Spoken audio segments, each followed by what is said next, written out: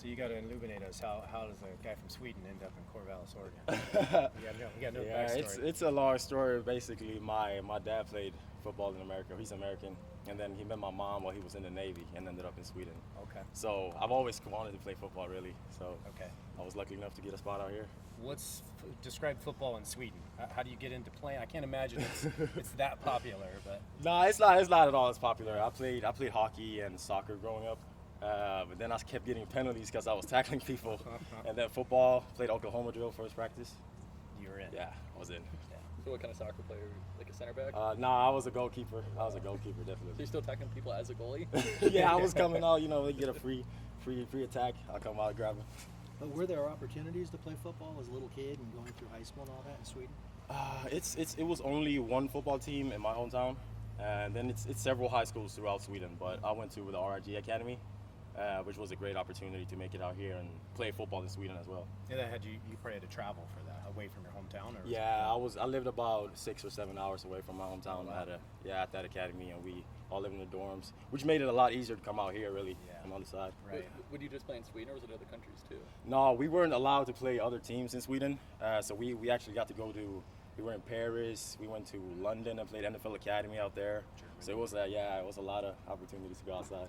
So did your dad kind of push the sport on you, or introduce it to you, or not so much? Nah, he always watched the Super Bowl with me. Yeah. So growing up, I always wanted to, be American and, play football. And then I noticed my hometown had a team, so I joined that team when hockey gets pretty pro early. Mm-hmm. So around 13, I started playing football in Gothenburg. And your dad, what was his football background? No, he just played. He's from Detroit, Michigan. Okay. He played high school out there, and then he joined the Navy. Okay. So what was the process like, just kind of getting connected with Oregon State staff? Could you take us through that whole process? I was connected with Coach Lange through Simon Steinberg, who was here before. Great guy, and he helped me out a lot coming out here.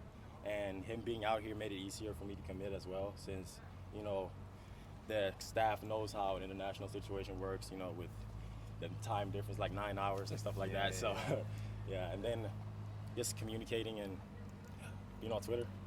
At what point in your life did you meet Simon? The first time I met him was actually when I came out here for my official visit. Okay, but you guys didn't know each other? No, yeah, I knew of him, of course. Like he was a football player, but he was older than me, so I never got to play with him in Sweden. So did you reach out to him on Twitter? It was a lot of like a little both. We followed each other, and then I got connected with Coach Lange, and then I talked to him. So when you're a kid, like who's the Swedish football player? Like who's the star? You know what I mean? Probably Swedish black guy. Have you heard of him? Who got drafted? Gian Mark. Okay. Yeah, he's a pretty big guy out there. But I looked up to other guys at like the academy, like Victor Wikström or Ludwig Burrell, who also went D1 from Sweden. Okay. Yeah, so mostly those guys. When you got here and started playing collegiately, how much did you know then versus what you know now? Wow, like I thought I knew a lot coming from Sweden and compared to like other athletes around Europe, but when we came out here, it's a whole different game. But it was mostly the speed part I had to learn, like just how fast the game goes and having to take in different points and information really fast. You view yourself more as a run stopper or a pass rusher or all of the above, or? I got to get in there and mess it up. I'm just trying to run my fastest and, work my role. So exciting. It seems like you're kind of living your dream. Definitely. And you got to take an official visit, which a lot of international athletes don't get a chance to come and see Corvallis before they commit and they're on campus and they're doing their sport. But what attracted you to Oregon State? I had been on a PPI recruits tour before with Brandon Collier, who goes all around America to different campuses like Texas A&M and Penn State and other places like this. But when I came out here, it was like, first of all, yes, the environment, like Sweden, it's just like Sweden almost. It's a little hotter. It's definitely a little hotter out here, but it's like Sweden looks like it. A lot of trees, and then just the staff and the area and the campus and school, everything just fit in perfectly. With the fire and everything, what was that experience like? I know you weren't there and you kind of went back. But just talking about my apartment? Yeah, just losing everything. I mean, Yeah. you lost everything, right, that you had? Yeah, I lost everything except for the stuff I was wearing. Yeah. But it brought me closer to football, definitely. Brought me closer to God. Just In made what me way? see like the important stuff in life. You know what I mean? I had all these stuff that I thought was important that I brought from Sweden. And, it just really showed me that it's more important stuff in life than just Yeah. material. What was the worst thing you lost?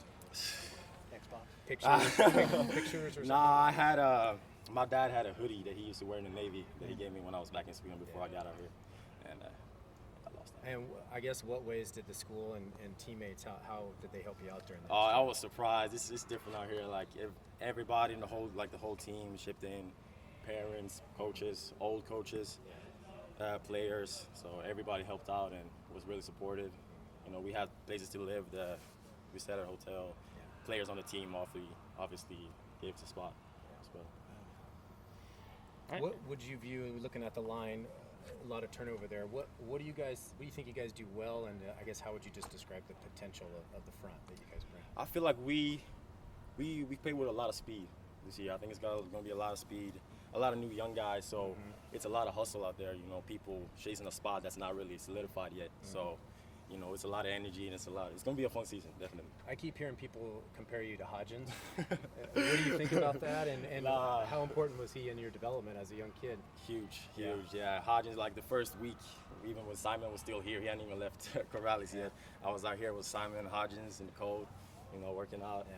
Getting moves in. Hodgins told me, you know, some of the little guy moves, little wax lips and stuff like that. What do you smiled when I said that? Why is that funny? Hodgins, like, he's been like this.